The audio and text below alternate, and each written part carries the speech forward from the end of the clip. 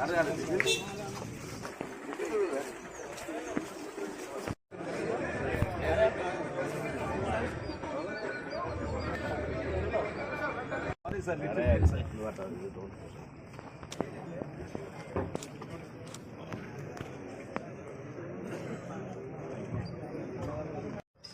ఎంతో గొప్ప వాళ్ళు రాజకీయ న్యాయానికి బేసిక్ వర్గీకరణ ఏదైతుందో ఆ ఎస్సీ వర్గీకరణకి మనం ఒక సూత్రబద్ధత చట్టబద్ధత కల్పించాం.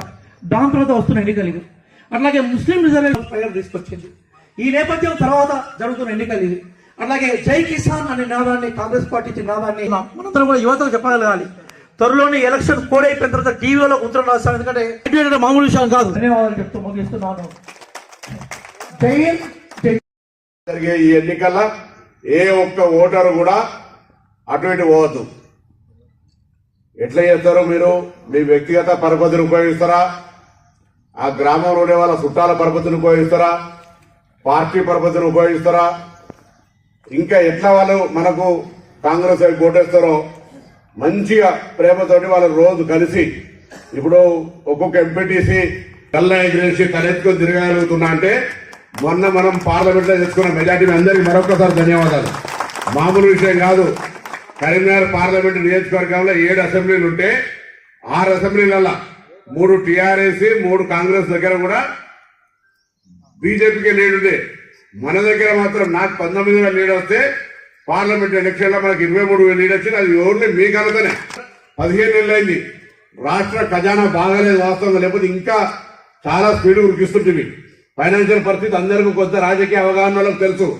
బిల్లులు ఎట్లా ఇబ్బంది అవుతున్నాయి, పేమెంట్ ఎట్లా పరిచయం అవుతుంది, వర్క్స్ కొంత మందకొడిగా జరిగే పరిస్థితి ఉన్నప్పటికీ కూడా మనకు కళ్ళ ముందర కనబడాల్సిన ప్రతి గ్రామంలో ఏదో ఒక కార్యక్రమంతో మనం కొనసాగిస్తున్నాం. నా ఆఫీసులో మనుషులు రెస్పాండ్ అయ్యి స్థానికంగా ఎవరి ఊళ్ళో ఓట్లు వాళ్ళకు ఒక తెలుసు ప్రభావితం. ప్రతి ఒక్కరిని ఎట్లనో చేసి మనం వాళ్ళు ఓటు తెచ్చుకోవాలి. ఒక్కసారి పొరపాటున డైవర్ట్ అయి వేరే పార్టీకి పడ్డదనుకో మనం ఆ ఊర్లో నష్టపోతుంటాం. అలా పట్టభద్రుడు మనం అనేక 55,000 ఉద్యోగాలు ఇచ్చినాం. ఇవాళ ఇన్ని కార్యక్రమాలు టీఆర్ఎస్ పార్టీ కార్యక్రమాలు కొనసాగిస్తూనే మనం కొత్త కార్యక్రమాలు చేస్తా ఉన్నాం. కాబట్టి ఎక్కడ కూడా ఇంత ఇష్యూ లేకుండా దయచేసి నేను మళ్ళీ మీ అందరికీ కూడా కోరుతా ఉన్నా, 1% కూడా డివియేషన్ లేకుండా జరపండి. ఇవాళ మనం మీ అందరి మాకు శివరాత్రి తెల్లారి జాగ్రత్త చేస్తాం. మళ్ళీ 2 రోజులు లేటుగా పెట్టుకొని ఓట్లు అడగడానికి మనకు లేదు. కాబట్టి శివరాత్రి తెల్లారే ఓటింగ్ కాబట్టి అది కూడా మధ్యాహ్నం 3 గంటల దాకా ఉంటుంది. ఈ ఎన్నిక మొత్తం ఎన్నిక ఉండేది కాదు. ఈ ఎన్నికల్లో ఎట్లా మనం ముద్రేసేది కూడా కాదు. ఎన్నిక పట్టభద్రులకు సంబంధించిన వాళ్ళు తెలుసు, కానీ అప్పుడప్పుడు చదువుకున్నోళ్ళు కూడా కొద్దిగా పొరపాటు చేస్తారు. పోయినసారి కూడా చాలా తెల్లనట్లుండే. మన క్యాండిడేట్ సీరియల్ నెంబర్ 2, ఆ సీరియల్ నెంబర్ పక్కకు 1 ఏం రాయాలి, వేరే ఏమున్నది, జస్ట్ 1 ఏం రాయాలి. ఆ విధంగా మనం రాసేటట్టు మోటివేట్ చేసి ప్రతి ఓటర్ దగ్గర ప్రమాణం చేసి వాళ్ళతోటి మనందరూ కూడా అయితే మనం గొప్పగా పనిచేసి ఎక్కడో అక్కడ కష్టపడి మెజార్టీ తెచ్చుకున్నారో ఇప్పుడు కూడా గట్లనే మా ఊర్లో మేము మా ఓటు ఒక్కడు కూడా ఓడించుకోలేదు. ఇది మీ బలం, మీ శక్తి. మీరు మొన్న ఎట్లా పనిచేసారో గట్లనే పనిచేసుకునేటువంటి ప్రయత్నం చేసి మిగతాదంతా నా బాధ్యత. మనకు సంబంధించి ఎక్కడ కూడా ఏ గ్రామంలో ఆ గ్రామం వాళ్ళే అభ్యర్థి నరేందర్ రెడ్డి గెలవాల్సిందే. వారు కూడా నాలాగా క్షేత్రస్థాయి నుంచి తల్లిదండ్రులు రాజకీయాల్లో లేకున్నా చిన్న కుటుంబం అయినా కష్టపడి పార్లమెంట్కి వచ్చినారు. ఇప్పుడే వారు చెప్పినారు, తెలంగాణ ఉద్యమ సందర్భంగా సహచర పార్లమెంట్ సభ్యుడిగా పార్టీ ఆదేశాల మేరకు తెలంగాణ ఏర్పాటులో ఆనాడు స్పీకర్ రక్షించి బిల్లు పెట్టే సందర్భంలో తన పాత్ర ఏ విధంగా ఉందో మీరు చెప్పినారు. వారికి ఒకసారి తెలంగాణ తరఫున ధన్యవాదాలు చెప్పాల్సిగా కోరుతా ఉన్నాను. Thanks to Vishwanath ji. Once you reminded that your role when Telangana formation happened in Lok Sabha. We are proudly and we are saying thanks to you.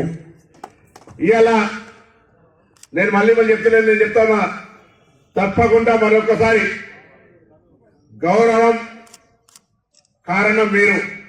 నేను చాలా కష్టపడి వచ్చిన హుస్నాబాద్ నియోజకవర్గాన్ని 5 సంవత్సరాల లోపల చాలా ఉద్యోగాలతో పాటుగా కొంత ఏడాది లోపల ఉద్యోగాలు సంస్కృతి ఇబ్బంది కావచ్చు, ప్రతి నిరుద్యోగి సంబంధించి కుటుంబ పరంగా ఉద్యోగాలకు సంబంధించి కావచ్చు, ఇతరత్ర ఉపాధి కావచ్చు, అందరూ కూడా కొంత ప్రశాంతంగా మాకు సహకారం దొరికిందనే విధంగా ఉండేటట్టుగా అహర్నిశలు కష్టపడే బాధ్యత నాది.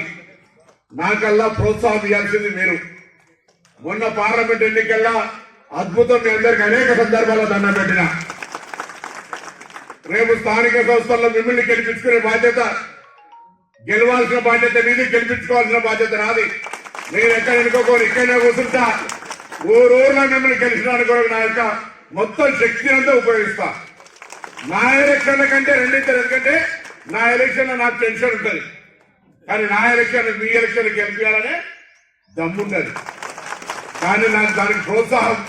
నేను మళ్ళీ చెప్పిన ఒక్కసారి ఓటరు టర్న్ అయితే మన వాళ్ళు ఇబ్బందులు కష్టం. కాబట్టి మీ ఊర్లో ఓటర్ ఒక్కరు పోవద్దు. మీ ఊర్లలో మీ ప్రాధాన్యత, మీ ఏమంటారు